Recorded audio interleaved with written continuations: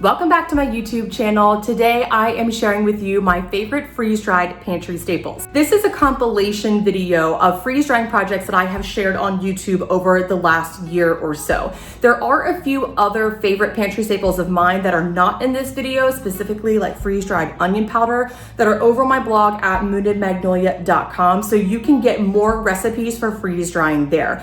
But these are my favorite that I have shared on YouTube so far. There are timestamps for each of the freeze drying recipes and projects, so you can use them if you need them. And at the very end of this video, I have included a full-length dehydrating versus freeze drying tutorial that I posted on YouTube earlier this year. And I put that in this compilation because if you are new to freeze drying, sometimes there's a little bit of confusion about the differences between dehydrating and freeze drying.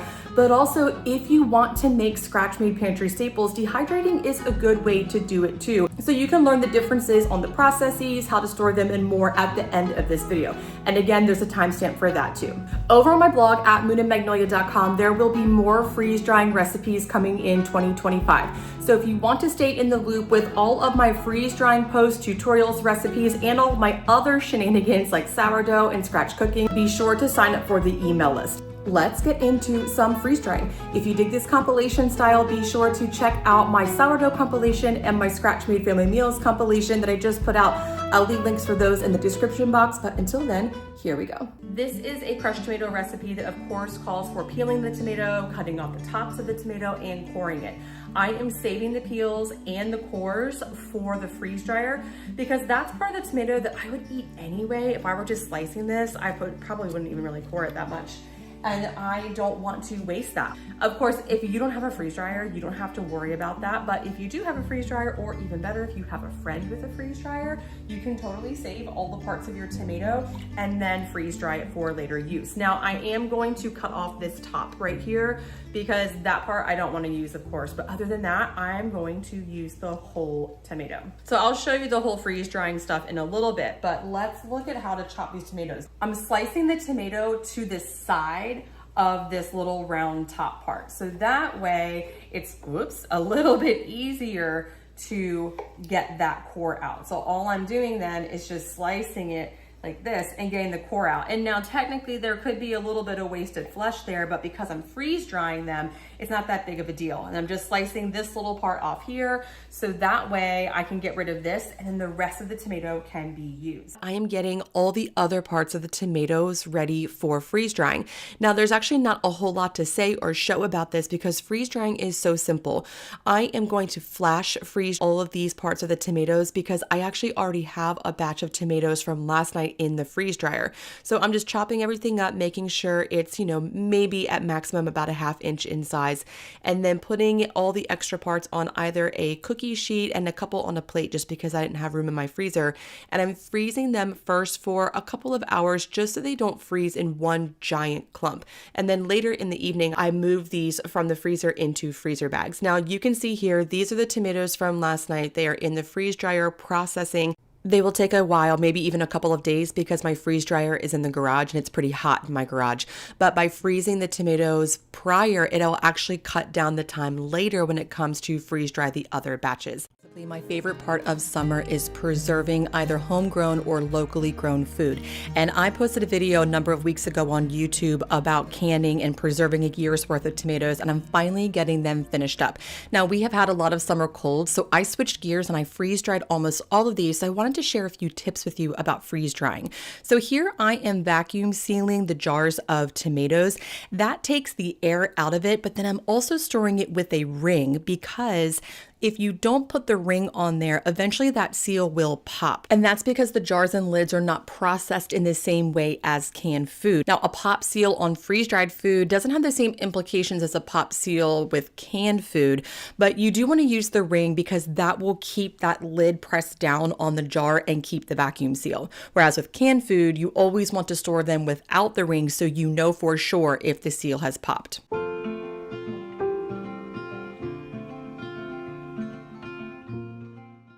Okay, another thing I'm trying to work on as we move into spring and busier days where I really just want to spend more time outside, and soon there will be no school, so I have to manage having a 3-year-old running around while doing all this stuff too, is I'm trying to get back into the habit of meal prep and homemade convenience food. Now, I am freeze drying mashed potatoes. You might think like, I thought this was a spring video. Spring is not mashed potato time. Spring, winter, summer, fall, and everywhere in between, they're all mashed potato times. I love mashed potatoes. So I am making freeze dried mashed potatoes so that way I have instant potatoes whenever I want them.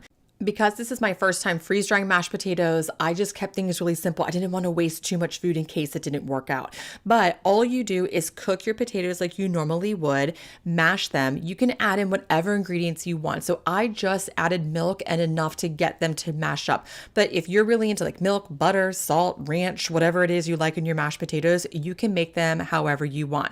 Then you simply take your potatoes and you spread them on the freeze drying trays. Now, when you're freeze drying, it's really important to make sure that the layer or the thickness of the food is about equal on all the trays. And you also want to make sure that the food does not go above the edge of the tray, because if it does, it could hit the inside of the freeze dryer and then you have some like gnarly and funky food all over the inside of your freeze dryer.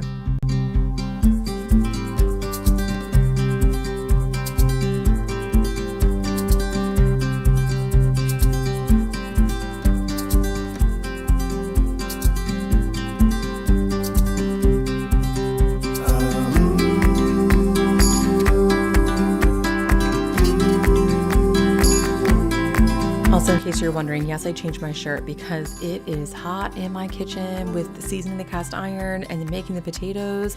We are already into unbearably hot kitchen season here in southeastern North Carolina. So normally I get the freeze dryer cooling and then I get all the food in the trays, but the mashed potatoes were still a little warm. So I did this in a different order. So I got everything on the trays first so that way it was thin and can cool. And now I'm starting up the freeze dryer. So you just hit the power button and then make sure that the valve is closed. So you just make sure that that valve is perpendicular to the drain line. The machine will remind you to do all these things, and then you give it 15 minutes to cool off. Then when it's ready, I just loaded up the trays right into the freeze dryer, close the door, hit go, and that is it. That I am in the mood to eat healthier, and in this case, try to eat healthier all year. One thing that I have to do is make sure that it's so easy, I have no excuse not to, and that's where instant smoothies come into play. Now, fair warning, you will either need to have freeze-dried fruit, a freeze dryer, or adapt this recipe to just make individual fruit smoothie bags. But what I'm doing here is I got some frozen fruit from Costco, putting it into my freeze dryer. If you want to learn more about the Harvest Right freeze dryer like you see here, I'll drop a link about it in the description box below, and I'll also add a few links for some freeze-dried fruit that I like if you don't have a freeze dryer. But all I'm doing here is I'm putting pre-frozen fruit into my freeze dryer and I'm hitting go. And like magic, it's 48 hours later. It took 2 days for these to freeze dry, but then once they're completely dry, I am simply just blending them in my NutriBullet into a powder. And then I am just putting that powder into a jar. So I have strawberry powder, cherry powder, and pineapple powder. To use this for an instant smoothie, then all I do is just put a few tablespoons of the fruit powder into some milk kefir. Now, I plan on putting out a video about how to make milk kefir later in 2024, so stay tuned for that. But if you don't have milk kefir, that's fine. You can use almond milk, whole milk, whatever you have on hand will work, and however you like to make smoothies. So this is really nice because I don't have to bust out my blender every single time I want a smoothie, and then my family, none of us can ever agree on what type of smoothie we want for the day, so I don't have to get a bunch of different fruits out and use the blender 3 different times. Simply, I can just mix and match whatever flavors everybody wants, and we have a healthy, nutritious smoothie to have for breakfast. My personal favorite is cinnamon and cherry. That's what I had. My daughter had strawberry. My husband had a mix of all 3. Now, if you don't have freeze-dried fruit or a freeze dryer, you can simply put pre-portioned frozen fruit into bags and then just make smoothies with those individual portions as you want them. I have chickens where I live. I use freeze drying as a method to keep fresh eggs around the house all the time. Before I get into the details of how to freeze dry eggs, just know you can find this information and more over on my blog at moonandmagnolia.com.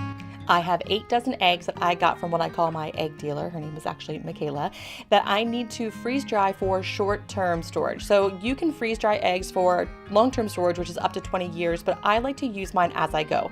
So to do this, I'm just simply rinsing off my eggs, cracking them into a bowl, and then giving them a good whisk. Pulsing them in a blender would be a much more efficient option, but my Vitamix is broken.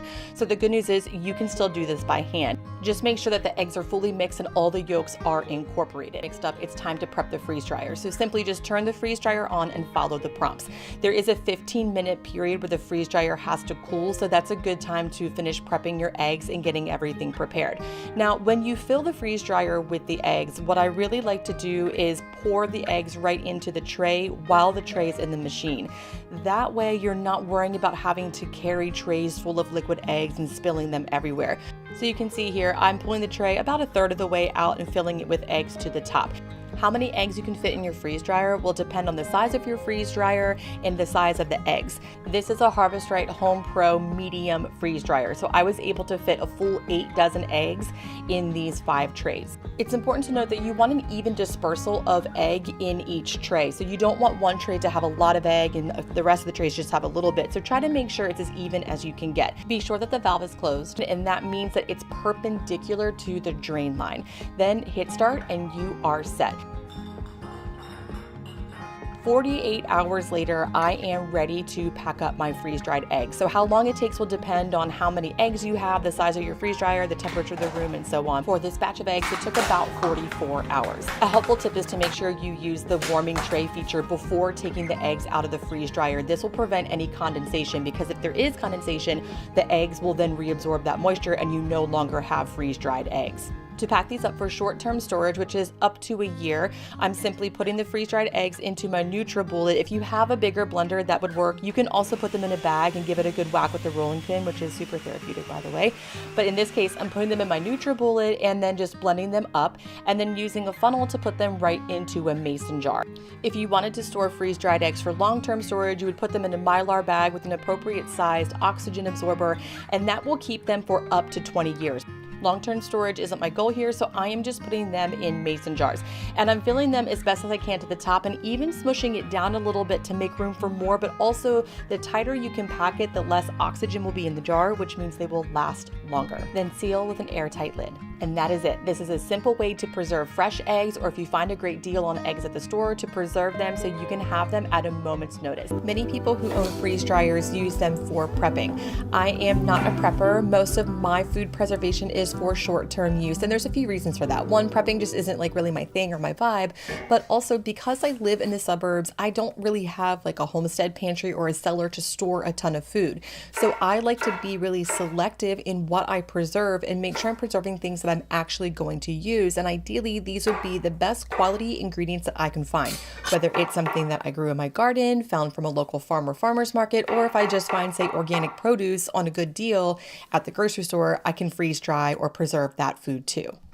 So I know on the front end, freeze drying seems like a lot of extra work because you have to chop all this stuff and process it and put it in the freeze dryer, but it actually saves me a lot of time in the long run because then I have healthy preserved food on hand, even in my small suburban pantry whenever I want it. A few weeks ago, I published a video about freeze drying eggs. I was able to fit 96 eggs in 3 jars and then store them in my small pantry. So that works out really great for my suburban homestead-ish lifestyle. Now, in terms of spring prep, this isn't necessarily spring food, bananas and apples. However, I do find that this time of year, I really want to lighten up what I'm eating. It's still a little cold outside, but the sun's out a little bit longer. It is getting warmer, at least it is here in southeastern North Carolina. And I do feel around February, March, I'm ready for some lighter, healthier foods.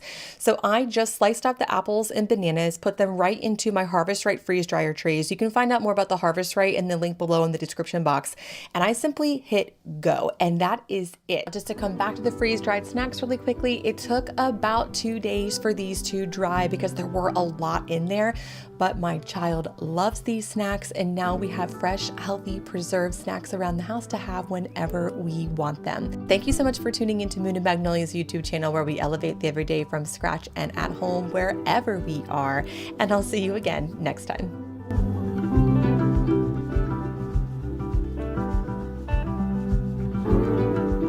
One of my goals for the year is to preserve as much food from our garden as possible. I'd like to preserve 50% of our family's food, but I don't know if I'm going to meet that goal this year. But I am still preserving all of those cherry tomatoes I picked from the garden before I pulled the plants, and I'm also freeze drying a bunch of herbs. So what I like to do with herbs, sometimes I don't have enough of the other food to freeze dry. For example, I only had 2 trays of cherry tomatoes, so then I fill up the other trays with herbs, so that way I'm sort of killing 2 birds with 1 stone. If you are interested in learning more about freeze drying herbs or even just about the Harvest Right freeze dryer, I have a link for freeze drying herbs in the description box below and also a link for Harvest Right in the description box below so you can check them out. Experience teaches us a lot about joy and what we want to do and what's worth our time and what isn't worth our time. And I know from experience that preserving local and especially homegrown food to use later brings a lot of joy come January when the days are dark and there's not a lot of gardening happening, but I have all of this beautiful food that I preserved earlier in the year. It goes back to that idea of longevity that I was talking about earlier. And I also know that when I eat locally and seasonally and I eat preserved food from our garden, I just feel better. In fact, that's really how my family and I got onto our food preservation journey, is not necessarily by eating healthier, but by eating better to feel better. Hey, I'm Rebecca from the blog and YouTube channel Moon and Magnolia, and today I want to share with you the difference between dehydrating and freeze drying. We are in the throes of food preservation season, so it's a great time to talk about the difference, especially if you are in the market for a dehydrator or a freeze dryer or both. And a lot of people think that they are sort of one and the same, or that they have a similar process, because what they hear is drying. Yes, it is true that in both processes water is removed, but the actual process itself and the end result is completely different. A dehydrator circulates warm air to slowly cook, which in turn removes the water from the food. So about 80 to 95% of water in the food is removed from the dehydrating process.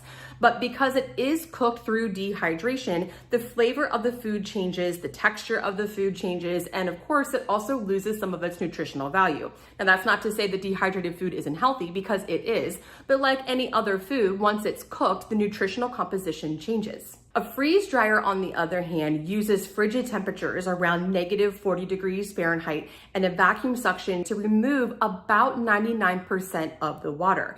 So that means that the nutritional value of the food does not change, and neither does its composition. So if you put raw food into a freeze dryer, it comes out raw just without the water content.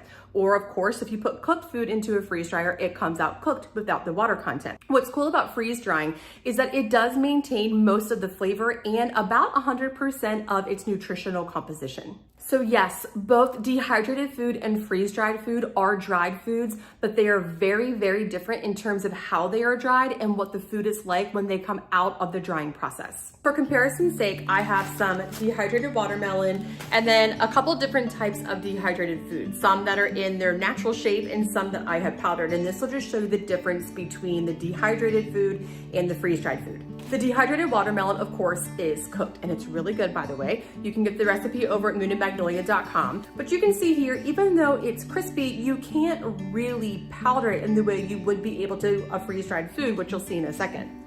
And I also have some freeze-dried cherry tomatoes that came out of our garden. So these I opted to keep in their natural form because I'm going to throw these in things like soups and stews, and also my 3-year-old really likes to eat these as a snack. But you can see that once you take them out of the jar, you can crush them and powder them with your bare hands. So they don't have that cooked, chewy quality that dehydrated food has. It's not just the quality of the food or the nutrition that is different between dehydrating and freeze drying. A pretty major point of comparison is also how long the food lasts. Dehydrated food lasts about a year. Most recipes and instructions say that the dehydrated food can last between 3 months and a year, depending on how dry it is and how you store it.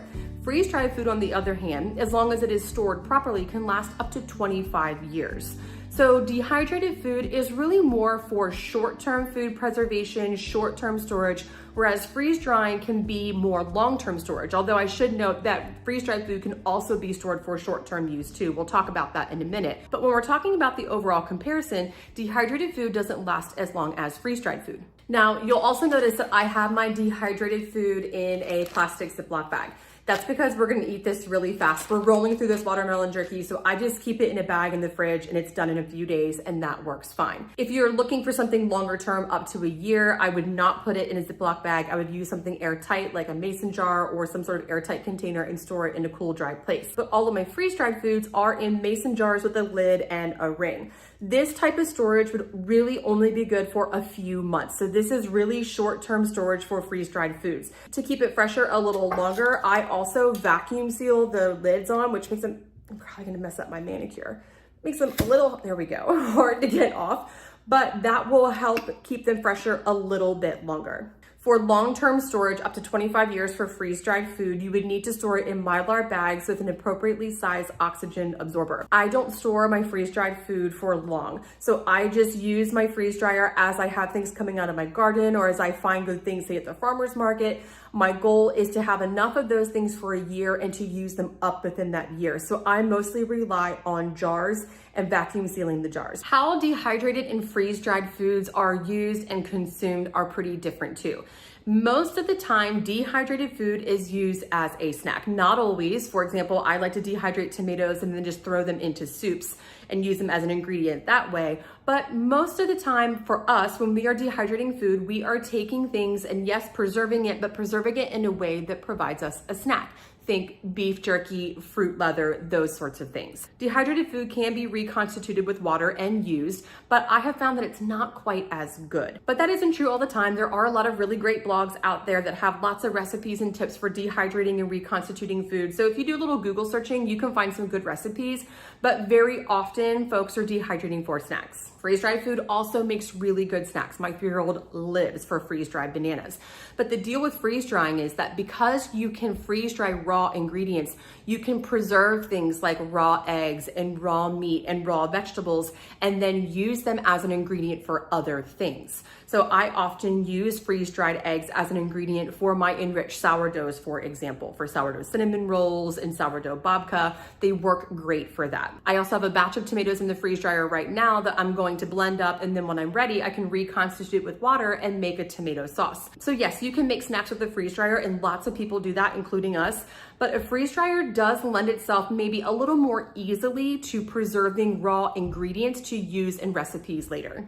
Maybe one of the biggest differences between dehydrating and freeze drying, other than the quality of the food in the process, is the price. On Amazon right now in 2024, most dehydrators range from $50 to $200. A freeze dryer, on the other hand, starts at $2,300 and goes all the way up to $5,000. So it is not as budget friendly, but it is a more complicated piece of machinery. So that's where the price difference comes in. We opted for a higher end food dehydrator, the Cosori cabinet food dehydrator, and this one costs around $200. The reason why we chose this dehydrator is because it heats from the back and blows the air forward, so it dries more evenly, and you don't have to worry about swapping the trays around, because the vertical dehydrators, although they work great, they heat from the bottom, so the bottom trays dry faster than the top trays, so every few hours you have to rotate them around. For the freeze dryer, we opted for the medium-sized freeze dryer because it fits in our space, and I'll talk more about size later, and it fit within our budget.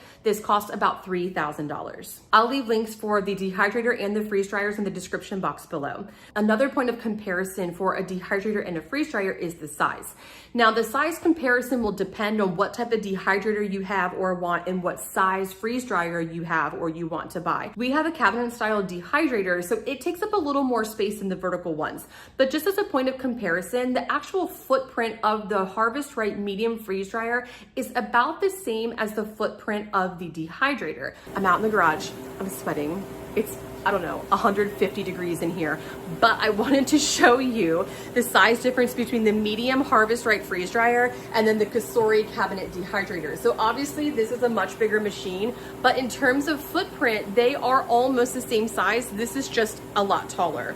Now we do have our machines in the garage, which is less than ideal for a freeze dryer, but the folks at Harvest Right did say it is fine to keep your freeze dryer in the garage, but during warmer months like right now, mid-July in southeastern North Carolina, it takes a lot longer for the food to dry. That's not so much of an issue for the dehydrator since it uses heat. I haven't noticed that the dry times take any longer, but for sure it does take longer with the freeze dryer. You can probably hear this in the background because I am freeze drying a batch of tomatoes right now, but you can hear that it's not terribly loud. It's not something that I would want, say, in my living space when I'm trying to watch Love is Blind, for example, but it's not really that disruptive, but I do prefer it to be out of the living space. The dehydrator actually isn't really that loud, but I also prefer it to be out of my living space just so that way I don't have to hear it, because it does stay on for a long time and a constant hum for 12 to 24 hours kind of gets on my nerves. One thing to keep in mind when it comes to a freeze dryer is that there are other components. So when you put a dehydrator in, you just plop it on the counter or the table, plug it in, and you're good to go. But with the freeze dryer, there are other parts. You have a pump that you have to find space for, and you'll also need to have a bucket for the water to drain in and a space for a tube to run from the freeze dryer into the bucket. One thing I like about the dehydrator over the freeze dryer is that you can move the dehydrator around. So before we had our table set up in the garage, we actually just kept the dehydrator out in the garage and then we would move it into the kitchen when we wanted to dehydrate. Less than ideal, but it worked great. And it's really not that heavy, so you can move it around. The freeze dryer though will need to have a permanent home because it is heavy. When it comes to dehydrating versus freeze drying, there's also some maintenance that needs to be considered. Dehydrating is a really low maintenance form of food preservation. The only things you really need to worry about when it comes to maintaining your machine is cleaning the dehydrator trays and wiping down any spills or drips that might happen inside of the machine. Freeze dryers are a little more high maintenance, so of course you need to keep the trays and the inside clean, but the pump will also need its oil change and have some regularly scheduled maintenance, and you also have this bucket that fills up with water that needs to be emptied. So you might be asking them, well, what is the right choice for me? I don't know if I want a dehydrator or a freeze dryer. And I think really the answer to that comes down to three main things. Your budget. If you are working within a budget and you want to keep it as low as possible, a dehydrator is the way to go. If you have a little more wiggle room, you can get a freeze dryer for as low as $2,300. Of course, you will also need to consider your needs. If you just want to make snacks and keep some things preserved for short term, a dehydrator might be a great way to go. But if you're looking to preserve things like eggs and raw ingredients and do more long-term storage of foods, a freeze dryer might be a better option. And of course, you'll need to consider the space that you have. You will need a place to put these things, and you will also need a place to plug them in. So consider how much space do you have, which machine would fit in that space, or which size machine would fit in that space, and do you have an outlet for that? And one thing to think about too is if you get a large size freeze dryer, you might need to have your outlet changed too. So I encourage you to look at the products you're interested in, see if they fit your needs, see if they work within your budget, and if you are able to fit that in your space. Really, if you ask me, you can't go wrong either way. I love both my dehydrator and my freeze dryer. They are both really great ways and no fuss ways to get started on a home food preservation journey. Things like canning, for example, which I love. I just posted a video about canning a year's worth of tomatoes. So I do love canning, but it is a long process. It is not a set it and forget it process like dehydrating or freeze drying. So I really believe that a dehydrator and or a freeze dryer are great places to start if you are embarking on a home food preservation journey. If you are a food preservationist and you have a dehydrator and or a freeze dryer and you have some tips or tricks that you think will help the Moon and Magnolia community, leave a comment below and help us build this knowledge base together.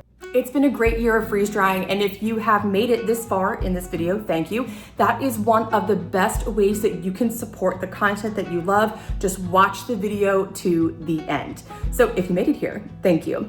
Also, if you want more freeze drying tutorials and more freeze drying recipes, don't forget to sign up for the email list. I will leave a link for that in the description box. Thank you so much for stopping by today, and I will see you again next time.